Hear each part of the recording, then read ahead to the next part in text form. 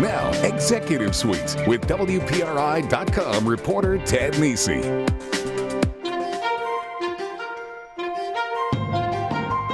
The Great Recession was more like a depression for Rhode Island's construction industry. 5 years later, builders see signs of a national rebound, but what's the local picture look like? We'll get the view from one of Rhode Island's leading firms with Ron Simoneau, Vice President of Shawmut Design and Construction. Then, it's beginning to look a lot like Christmas as Yuletide firs and spruces reappear in living rooms. The number of local tree farms has dwindled since the 1980s, but dozens are still open for business this holiday season. On the second half of Executive Suite, we'll take the temperature on Tannenbaums with Eric Watne, President of the Rhode Island Christmas Tree Growers Association. Welcome to Executive Suite. I'm Ted Nesi. Eric Watne will be joining me on the second half, but right now I want to welcome Ron Simoneau. He's Vice President of Shawmut Design and Construction, and you run the company's, is it 10 years old now, the Rhode Island office here? A little over 11. A little over 11, Yep, okay, yep. so we're even further around than I realized. Right. So I want to start, the office has grown significantly since you opened it up down here, Shawmut, right? Shawmut has a bunch of offices all over the place, but the Rhode Island one's gotten pretty big. Yeah, we've got about 70, 75 full-time employees. We started out with 3 10 years ago, and that was launched around a single project at Brown University. Our first project that we did in Rhode Island was actually 17 years ago, and it was a Strawberries Records on Bald Hill Road, if you can remember back that far. Strawberries, I think they're gone now, huh? Yeah. Exactly, exactly. But we came down and did that first project at Brown University, and our business model is all about building long-term client relationships and repeat business. Over 80% of our revenue is repeat business, and Rhode Island just really has the right environment for that.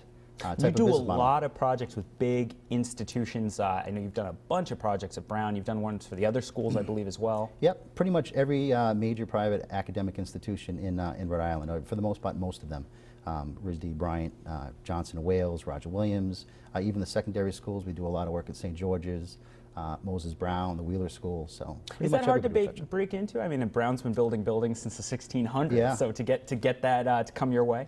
Well, certainly 10 years ago we came down, and there certainly were some great firms, and still are some great firms in Rhode Island, so the competition's tough. But we're very consistent in delivering certainty of outcome, on time, on budget every time. And we really focus on a few specific markets. So what we have are teams of experts. So when we go up on a project, our project managers and superintendents, their entire resume, because you compete with your teams, they're filled with projects almost exactly with like what that client's building. So it's very easy for the client to have a comfort level. I want to, before we dive in onto the details on Shawmut, I mentioned at the top, construction across the country really hard hit in the last couple of years. And you guys have your ear to the ground with your own projects and talking to your colleagues. What do you think is the mood and the feeling in the construction industry right now? Where are things going? It's been 5 years since the crash. Where do you see things now? Well, as you mentioned before, we are national, and we specialize in a few very select markets. The national businesses that we have, which is high-end restaurant and retail, are on fire right now. On fire, really? Yep. We're seeing very, very rapid growth there. 2012 was a big growth year. 2013 will be another significant growth year. Locally, we focus primarily on academic, healthcare, and commercial TI. And Rhode Island, specifically in the commercial TI sector. TI being? Tenant improvements, right. So the business end, there's not a lot of business growth. You do see some kind of restacking and reshuffling where firms are kind of either sprucing up the space, but not a lot of people are growing right now. The environment isn't super conducive to growth. But on the academic and the hospital side, you hear the meds and eds term all the time in Rhode Island, and that's really what our market focus has been since day one. So really, from that aspect, our growth has been pretty steady, and we've been able to maintain some pretty significant market share. Now, is that as much a product, the fact that meds and eds are what's growing in Rhode Island, as it is the fact that that's where you focused? Chicken and egg kind of thing, I guess. Yeah, you know, would you be doing the more? meds and eds were kind of always here. You know, Rhode Island has great hospitals and great academic institutions. They were always here. I think we caught a few of the clients at the right time in terms of the capital programs and the building campaigns. And that's really more what it is, timing and just kind of building on the great client base that's there. But it sounds like you see and hear a clear difference between the picture of the construction industry this year and next year in Rhode Island versus what your colleagues across the country are seeing. Yes, I think nationally, at least in those national markets I'd mentioned, certainly we see growth. In the meds and eds sector in, say, neighboring Massachusetts, there's significant growth in Massachusetts right now, especially on the academic side. There's a lot of money being spent on public schools, public higher ed, and K through 12 More schools. so in Massachusetts than what you're seeing here, would you say? Yes, definitely, definitely. Let's talk about Shawmut. You know, all those offices, including yours, of course, do for sort of unique, technically advanced projects. Your name always comes up when people are doing big green expansions like Taco in Cranston.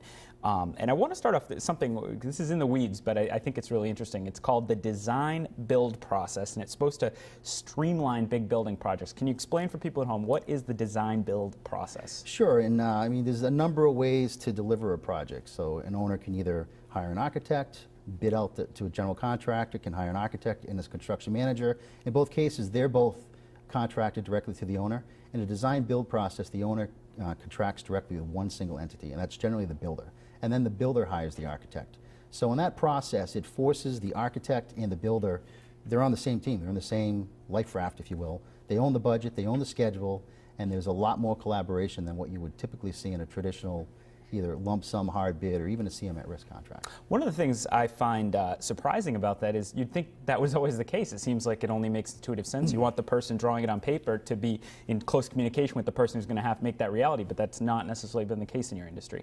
No, traditionally it's just lump sum hard bid. And that doesn't always get you the best product at the end of the day. It doesn't always get you an on time, on budget. You're better off picking an entity and managing to that end than trying to bid it out and hope you end up there at the end.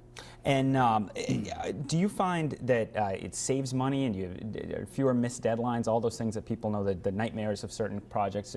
Do you see from the start if something's not going to work, like, that if we try to build that, it's going to get way more expensive than you think, Mr. No, Architect? absolutely. Yeah. Absolutely. Yeah, and it gives you the ability to help the design team look at traditional materials and non-traditional ways to create the aesthetic they want, but also maintain budget. And we're coming up on a break, but I want to ask you about that Taco expansion. We had John Hazen White on the show a few weeks ago. He was very excited about the expansion they did there. Yeah. And there's a lot of green elements to that. What were the challenges in doing that, or what was new about that building that makes it an interesting project? Well, first off, that was also a design build project, which was a great way to deliver it.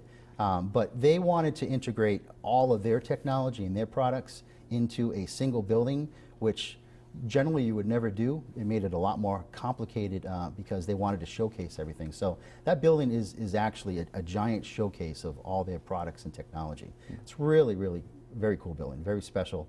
And then to integrate the sustainability element, that wasn't as challenging as you would think with that company because they're a very green company themselves. They're in the industry, so just by virtue of using a lot of their products, we were able to achieve a lot of the points that you need to get the LEED status. So that's on target for LEED Gold. All right, well, we have to take a break. When we come back, more on Shawmut's work in Rhode Island and how they recruit the best and the brightest to their company. Stick with us on Executive Suite.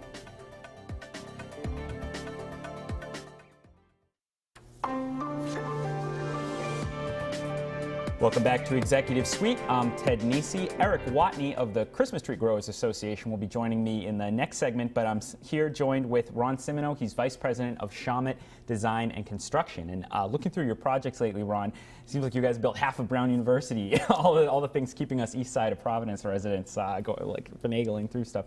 And you've done two very different projects lately, and I want you to contrast the two, if you would, the Arts Center and the Fitness Center. Tell us about those.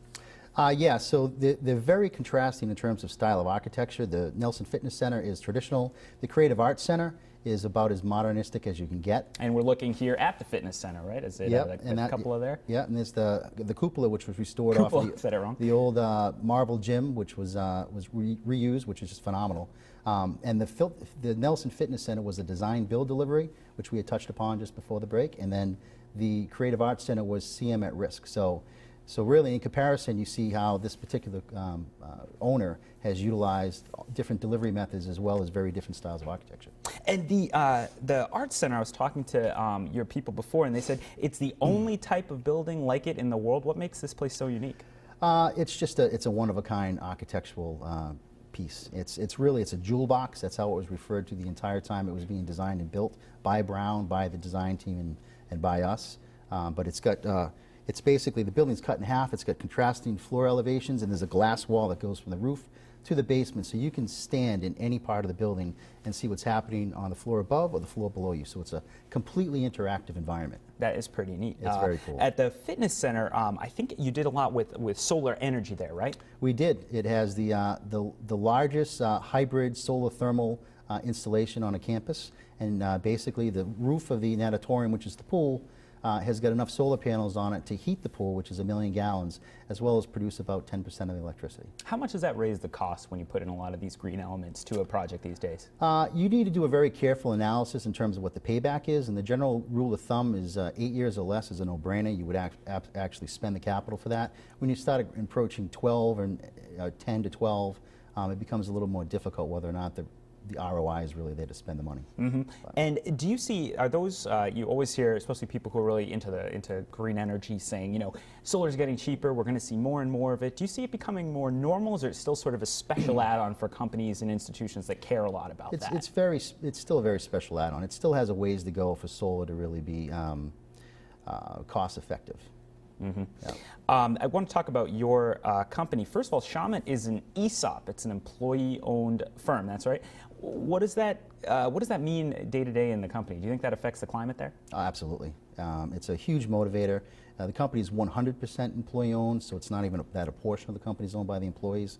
So it really empowers our employees to act like owners, to make decisions, to think before they print a color copy versus a black and white, before they print anything at all, because it all impacts the bottom line. So it certainly helps us focus on running much more efficiently and more profitably. I've got to ask concretely for someone at home who's never heard of how this works. Does that mean people aren't paid a normal salary? They just get a cut at the end of the year? How does it work for an employee? This is in addition to the standard benefits of their certainly market salaries. We have a 401k plan, so this is just an added benefit. And that goes, you've been one of the best places to work how many years now? 4 times we've got it. 4 times at my old employer, Providence Business News, and I know other offices have gotten it. What do you do to attract and recruit talented people to your company here in Rhode? Sometimes we hear employers complain, oh, we can't keep young people here, the best and the brightest, they leave. What's your approach on that? Well, certainly the ESOP is a big factor in that. We have a great benefits package. We recruit really young, energetic talent from some of the top universities. Roger Williams University has a tremendous CM program there. I'm on the board, their industry advisory board for the construction management program, and they win their national competitions or the regional competitions yearly in terms of competing on their program. So it's a very good program. Then in terms of actually attracting people, it's an exciting company to work. It's very fast-paced. There's a lot of opportunity for growth. And it's just a high-energy environment. And how optimistic are you at this point about 2013, both for Shawmut and then for construction more generally? Do you see it picking for Rhode Island? Do you think it could be a better year for the industry overall? For the industry overall, it could be. We're cautiously optimistic, as I think everybody is. There certainly are signs nationally that things are picking up, at least in the markets that we're in. Rhode Island, I think, will be a good year. We had a good year in 2012. We've got a good backlog going into next year, and it seems to remain, I'd say, steady. All right, we have to take another break. I want to thank Ron Simoneau for joining me here. And when we come back, Christmas tree. We'll talk to get an update on the farmers here in Rhode Island as the holiday season arrives. Stick with us on Executive Suite.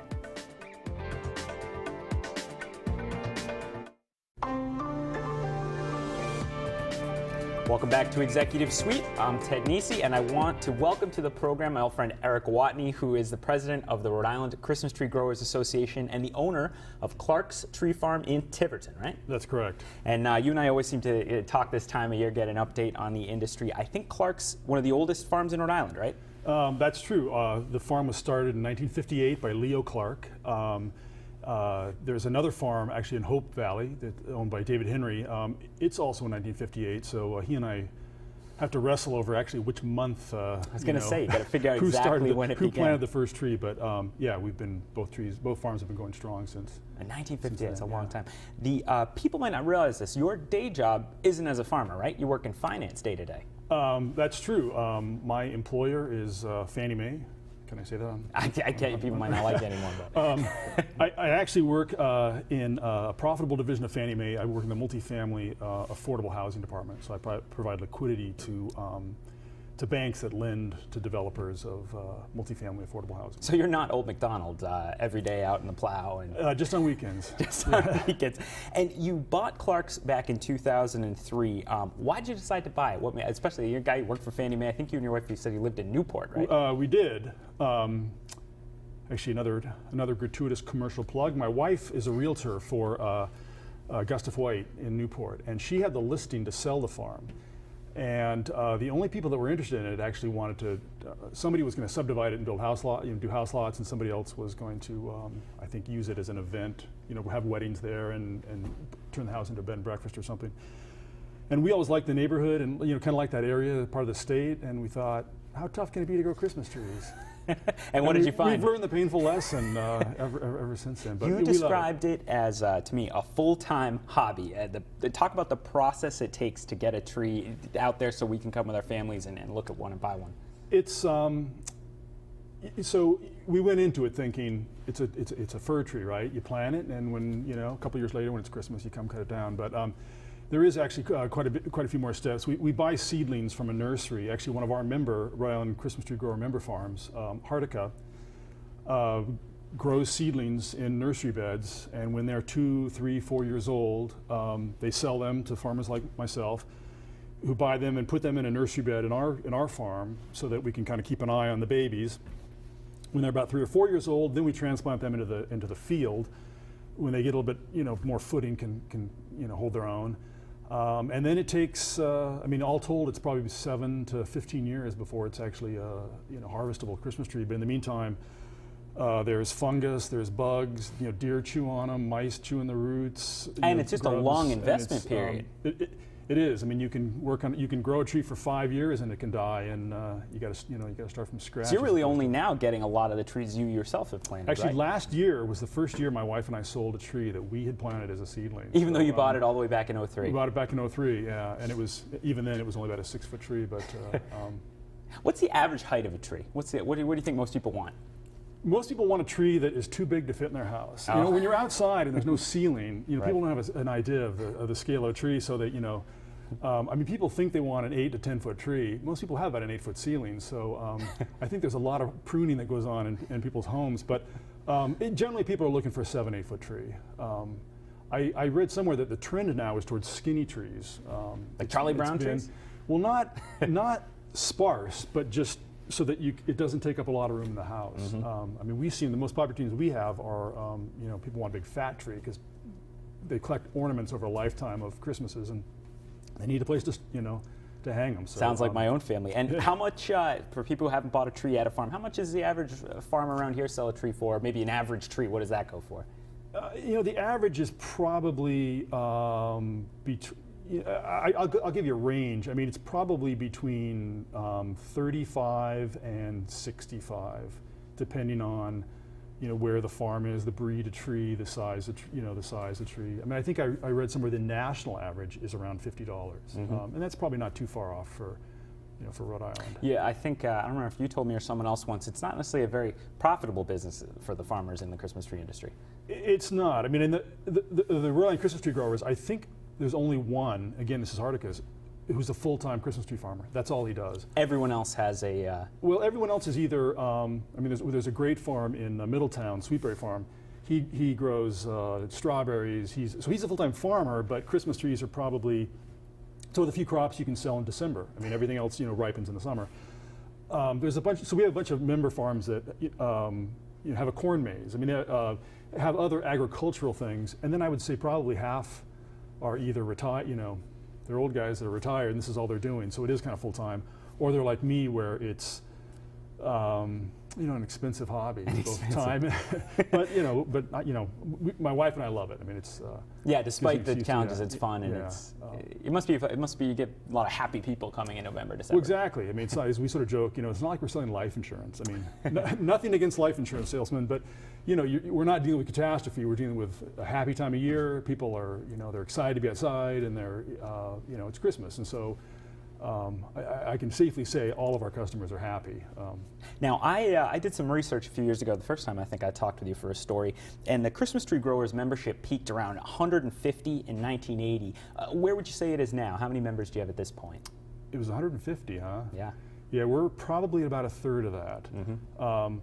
There's not a lot of people getting into the business. I mean, I think some farms have turned over, like ours, where we bought an existing farm.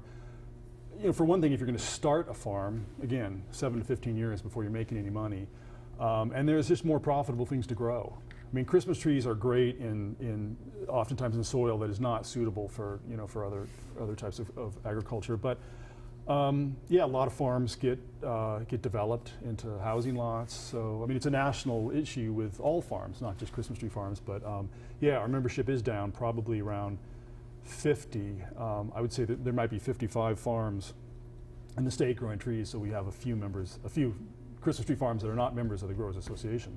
And they should join. That's right.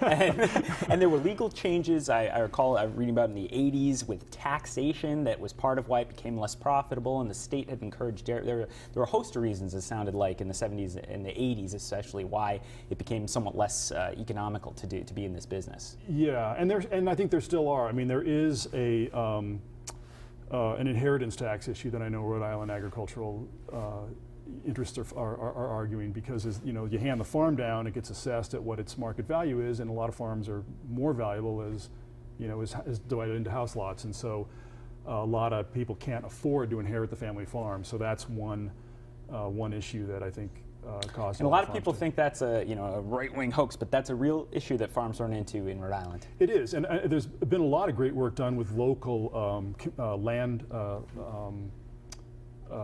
conservancies, where they have bought farms and put them into conservancy. Escobar's in Portsmouth is one example, where the conservancy's raised money, they've paid him sort of a lost economic value for not converting his farm into something more commercial, and so now his farm will be a farm. I believe Little Compton's done a ton of that as well. Little Compton's done a ton, and Tiverton has actually done quite a bit as well. Yeah.